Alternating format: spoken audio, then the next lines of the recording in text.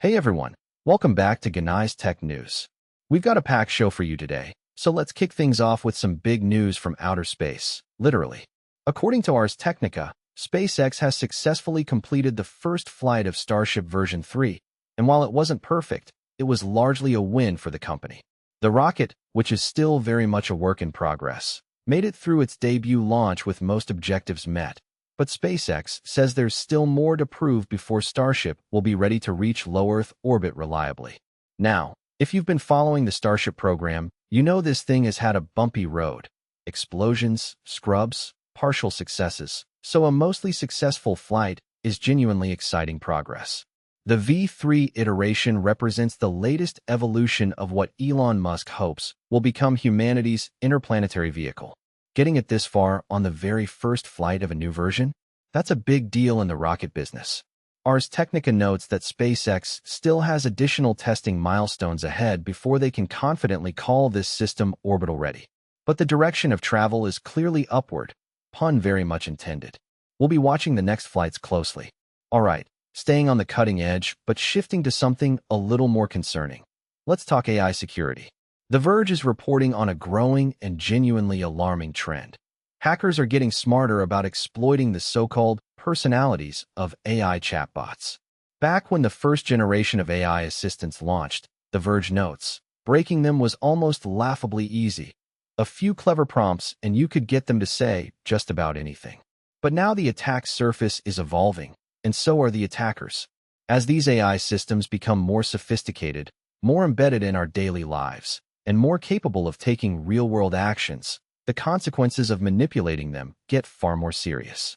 Hackers are studying how different AI models respond, finding psychological pressure points in their design, and using that knowledge to bypass safety guardrails in increasingly creative ways. This ties directly into a separate report from TechCrunch, which points out that even Google, one of the most powerful tech companies on Earth, is still figuring out AI security on the fly, just like everyone else.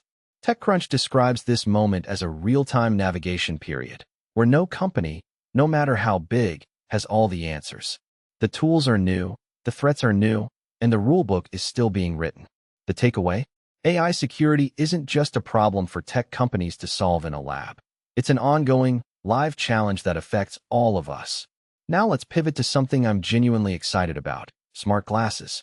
TechCrunch sat down with Chi Su, the founder and CEO of XREAL, and he's making a bold claim. The smart glasses industry has finally reached a turning point, and XREAL is positioned right at the center of it. For those who don't know, XREAL is Google's partner in the smart glass space, which instantly gives it a lot of credibility. Su argues that after years of false starts, remember Google Glass? The hardware, software, and consumer appetite have all matured enough to make this a real, viable product category. According to TechCrunch, Su believes that XREL has cracked some of the core challenges that have historically made this industry so notoriously difficult. Weight, battery life, display quality, social acceptability.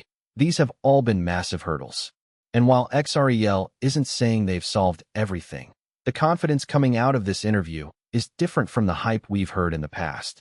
With Google backing them and the AR wearables market heating up thanks to competition from Apple and Meta, this is a space worth keeping a very close eye on. If XREL and Google are right, the next couple of years could genuinely be the moment smart glasses stop being a gimmick and start being something people actually wear every day. Okay, I need to tell you about this one because it genuinely gave me mixed feelings just reading about it. TechCrunch got hands-on time with Amazon's new wearable called the Bee, and their verdict is, quote, intrigued and slightly creeped out. And honestly, that tracks.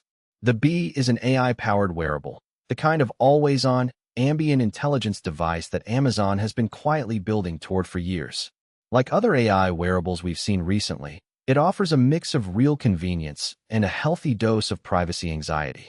It's listening, it's learning, it's trying to be helpful, and depending on how you feel about Amazon already knowing your shopping habits, your Alexa history, and what your living room sounds like, adding a wearable AI to that picture is either exciting or deeply unsettling. TechCrunch's hands-on review acknowledges the genuine utility. Having an AI assistant that's physically with you, aware of your context and environment, is genuinely powerful.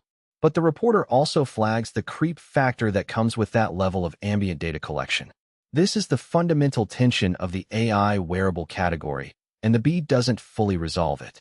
If you're comfortable in Amazon's ecosystem, the B sounds like a fascinating piece of kit. If you already cover your laptop camera with tape, maybe sit this one out. All right, time to take a quick trip to the cosmos. And this one is genuinely mind-blowing. Wired is reporting on a major scientific breakthrough. Researchers have finally found evidence that explains the existence of so-called impossible black holes. Here's the deal. For a long time, astronomers noticed a strange gap in the black hole size chart. You have stellar black holes, which form from dying stars, and then you have supermassive black holes at the center of galaxies that are billions of times the mass of our sun.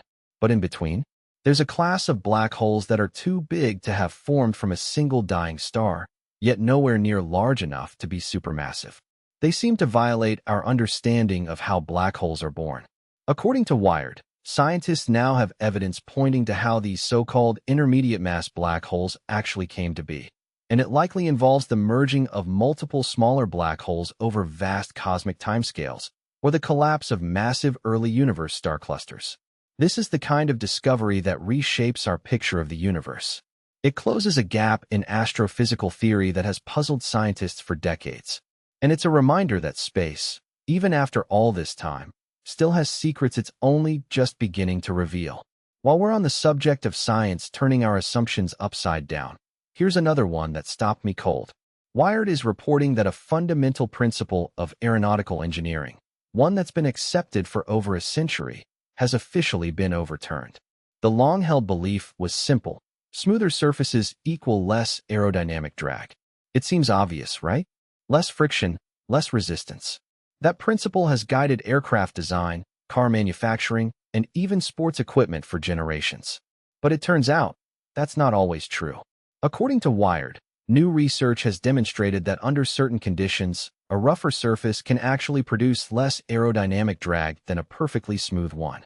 The science involves how airflow behaves at a microscopic level. Specifically how tiny surface textures can actually organize turbulent airflow in ways that reduce overall resistance more efficiently than a smooth surface would.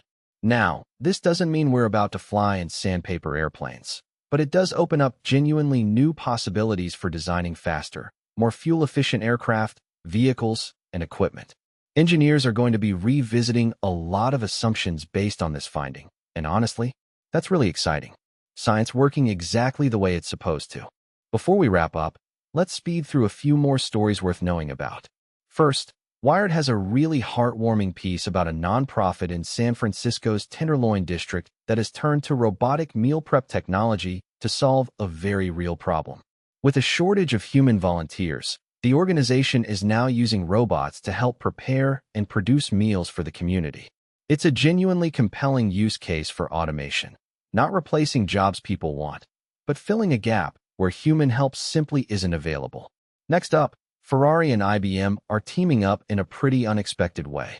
TechCrunch reports that IBM's AI is being used by Scuderia Ferrari HP to redefine the fan experience for Formula One.